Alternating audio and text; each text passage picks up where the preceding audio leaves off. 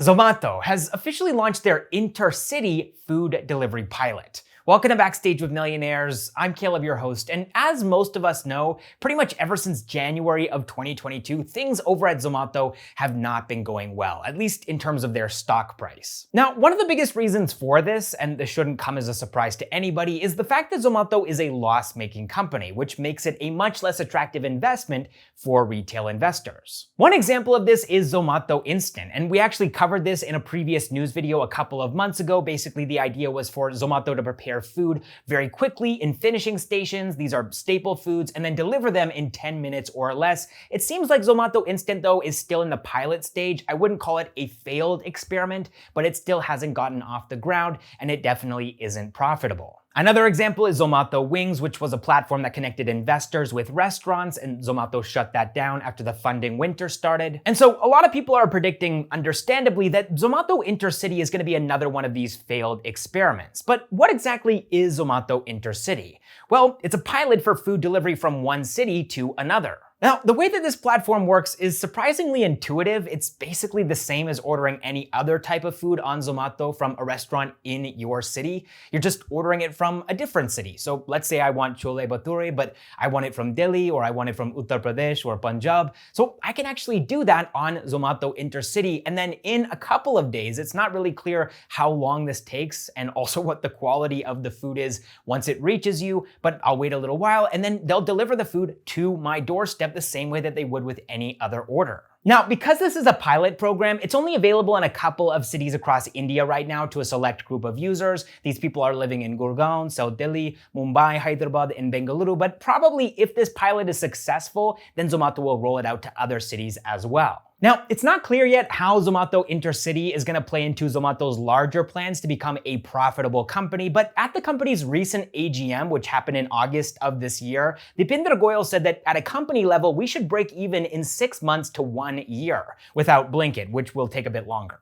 All right, next up, let's move into our bird's eye segment now, because at least 9 Indian startups have raised more than $1 million this week, with $145 million being raised across India's entire startup ecosystem. So first up this week, we have Bike Bazaar. This is an online marketplace for buying and selling two-wheelers, and they've raised 36% of all the funds this week. That's $52.8 million. Up next, we have genome research startup MedGenome, and they've raised 34% of all the funds this week. That's $50 million. After MedGenome, we have fintech startup Early Salary. They've raised 9% of all the funds this week. That's $13 million. And this is in addition to the $97 million that we reported last week. So now their entire Series D round is completed and they've raised $110 million.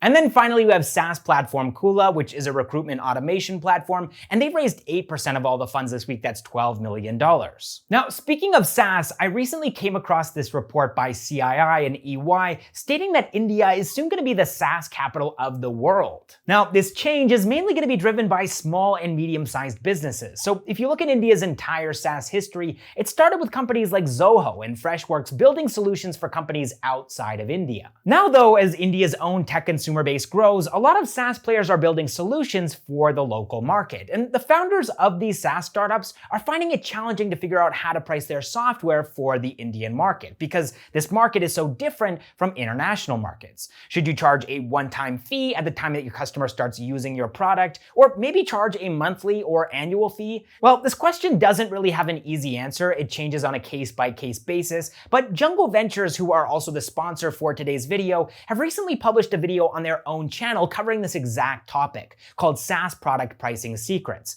And here's my favorite clip from that video. Sometimes pricing can be tricky in the absence of a competitor reference, or if you are building something totally new and different. You are starting your business, you are designing your pricing. Most likely you are leaving money on the table. As a refresher, you could either start with a cost-based pricing strategy or a value-based pricing strategy. Cost-based pricing is easy to get. You start with the cost of producing your product and you add your expected margin on top. You can look at it as your incentive to sell. In that case, you don't really focus on how customers perceive your products or if they are actually consuming it. They may have an ongoing subscription, they may or may not be using it to the full extent, they may keep paying it until one day a finance controller asks about what's the actual usage, and then suddenly the churn.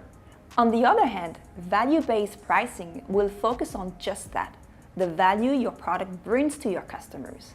And the higher the gap between price and value, the more people will want to buy. You can look at it as their incentive to buy. You could be charging way more. If your clients keep saying great value in your product, they will follow. Your product is part of their daily, weekly workflow. They just couldn't imagine working with other products. So it is well admitted that value-based pricing will get you further, as you can work on this very specific incentive to buy. It allows you to charge a whole lot more. So if you enjoyed that clip and you want to watch the entire video, you can find a link to it in the description or pinned comment down below. And while you're over there watching that video on Jungle Ventures YouTube channel, make sure to hit subscribe as well, because they post tons of really valuable content for startup founders who are looking for insights or wisdom from a VC firm that actually invests in startups. So they definitely know what they're talking about, and you should check their channel out as soon as you possibly can. All right, next up, just a couple of quick updates for you guys. First of all, the government of India is planning to promote upwards of 10,000 startups. So specifically, this is the Ministry of Electronics and Information Technology, and they're going to be promoting these 10,000 plus startups in the next 5 to 6 years under their Genesis, that's an acronym for Gen Next Support for Innovative Startups initiative.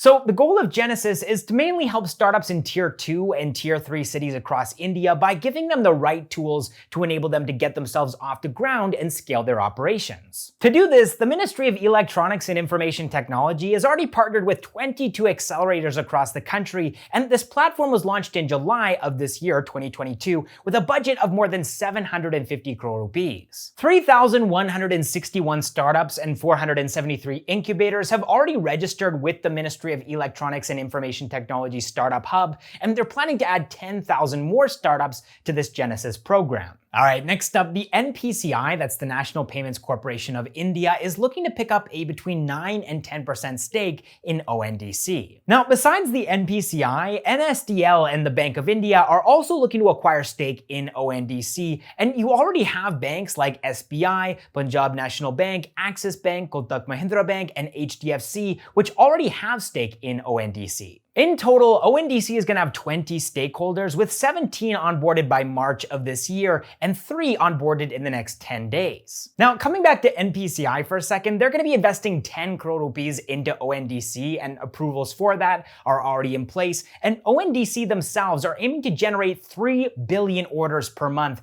and take 15 billion neighborhood shops online and reach a GMV of $48 billion over the next 5 years. Now, I'm not sure how they're going to take 15 billion neighborhood shops online unless they're looking at shops outside of India, which could be the case. Maybe this is a piece of global infrastructure. 15 billion shops is more than 10x the population of India. So I didn't realize that there was that many neighborhood shops in the country. There could be, or maybe this is going to generate even more shops because people are going to be able to set multiple shops up for themselves online via ONDC. All right, next up, just a quick update from our side here at Backstage with Millionaires. So today is the first day of somebody who just joined our team, Advik. So he's going to be working in the script writing / researching department. We're really excited to have him. By the time you're watching this video, it'll have been a couple days since he joined our team. But today, on Thursday, this is his first day with Backstage with Millionaires. So welcome him in the comments if you feel compelled to. And also, if you feel compelled to join us here at Backstage with Millionaires, either in that same department, researching and script writing, which is a combined job, by the way, so we don't have a position for just a researcher or just a script writer. You need to be able to do both. But if you're interested in that position, or if you're interested in video editing, we do have spots available for both of those roles. So you can find a link in the description and pinned comment down below to our Google form so you can apply to work at Backstage with Millionaires. All right, that is all the startup news that I have for you guys this week. I really hope that you enjoyed the video and that you learned a lot from it. Big thanks now to all of our Backstage with Millionaires members, our unicorns, our decacorns, and our hectacorns. And of course, also big thanks to this week's sponsor, Jungle Ventures. All right, I will see you in the next one.